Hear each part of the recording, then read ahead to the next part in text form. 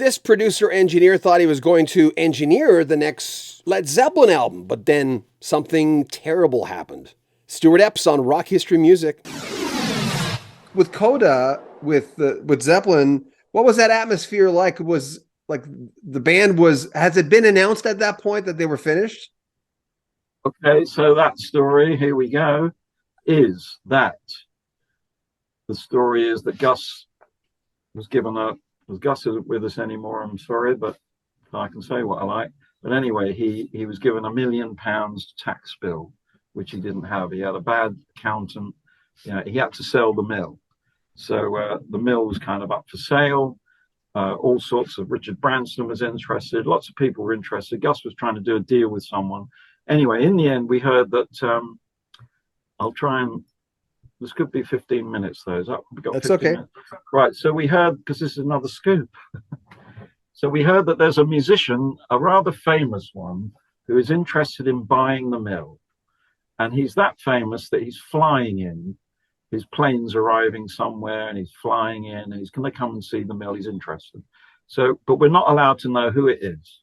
So we're all trying to think, who could it be? I think for some reason, we thought Roger Daltrey, The Who, maybe it's Mick Jagger, maybe it's the Stones. I don't know. One way or another, we were working on an album in the studio. The door opens and in walks, not these two people, but Jimmy Page. And yeah, he looks like Jimmy Page, and he's very quiet. He's very shy. We were in the middle of a rock album, actually. It was a good time for him to Shooting Star, the band was called, from Texas, but he just walked in and was looking around, and I don't remember. I only remember him coming into the control room because he must have gone round, but we were working. So anyway, we then hear subsequently he wants to buy it. He's going to buy it, and everything from then on was nothing to do with Jimmy. It was always through his accountant, who was like his manager, or this one or that one. It was never direct at all. I'd never spoken to Jimmy at all. But I got it through the grapevine that he wanted to keep me on. So I thought, well, that's nice because I like it here. So I thought, well, that's nice. And he wanted to keep on the maintenance guy, Rod. So I thought, well, that's nice. So anyway, so this happened. So Gus has left the mill, and Jimmy's now the owner. And I'm thinking, Led Zeppelin. So I better swat up on what Led Zeppelin's all about. I mean, I kind of knew. I wasn't a massive fan. But to be honest, Elton John, when he first got his first stereo system, had this massive system in his house. And we used to put on a Zeppelin, early Zeppelin, and it was like the best thing we'd ever had. Anyway, so I was excited, although I was thinking that the mill wasn't really set up for Zeppelin, like for the drum sound, a very dry, very dry 80s sound that we were getting in there. So I was thinking up how we're going to get the John Bonham drum sound. Anyway, I didn't have to worry because what happened was they were about to go on tour. They were about to do a European tour, and they were rehearsing at Bray Studios. So I used to turn up at Bray Studios because I want to meet my new boss. I'd only met him for 5 minutes, and now I work for the guy. I think I ought to meet him. So they're rehearsing at Bray. Every time I turned up, they'd either not got there yet or they just left. So I'd sort of hang around. I probably should have hung around longer, but then I'd go home. Anyway, then it's all over the news. John Bonham was staying at Jimmy's house. Terrible thing. He died. He'd overdone it or done something or other. Terrible, terrible thing.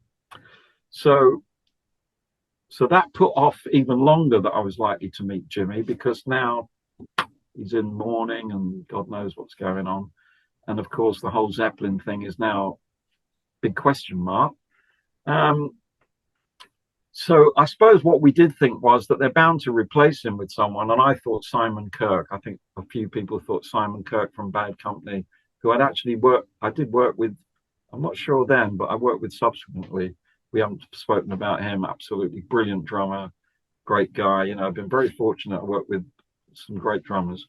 But anyway, so that wasn't going to happen. So actually,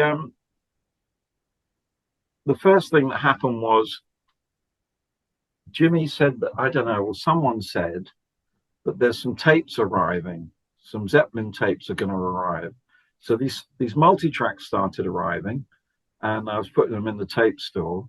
And then at some point he came in, I guess, and said, "We're doing a tribute album. We're doing a tribute to John Bonham." Actually, is what he said. I don't suppose they had the title of the album. And he'd actually, we're going to be working together. Well, I thought, well, that was good, because actually I've been working for him for about 3 months. I didn't met him.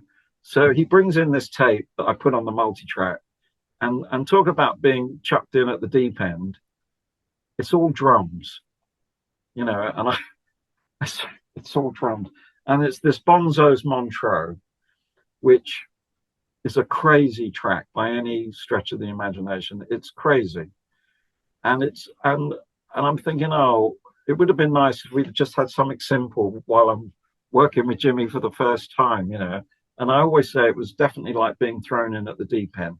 So anyway, I did the best I could. Also, Jimmy is still with us, but maybe he's not listening. He was out of his tree most of the time.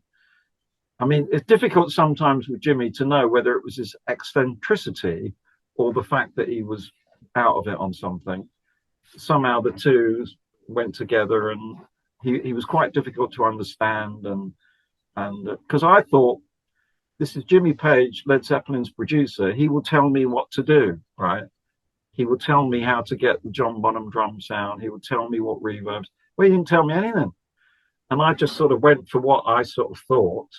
And I figured, well, if he didn't like it, he'd say something. And that's actually how I always work with Jimmy. He didn't tell me what to do. I just get on with it.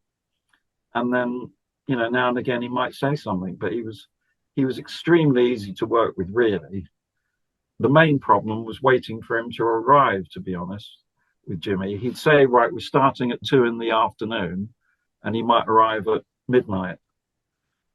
He'd arrive just when I thought, that's it, I'm going home.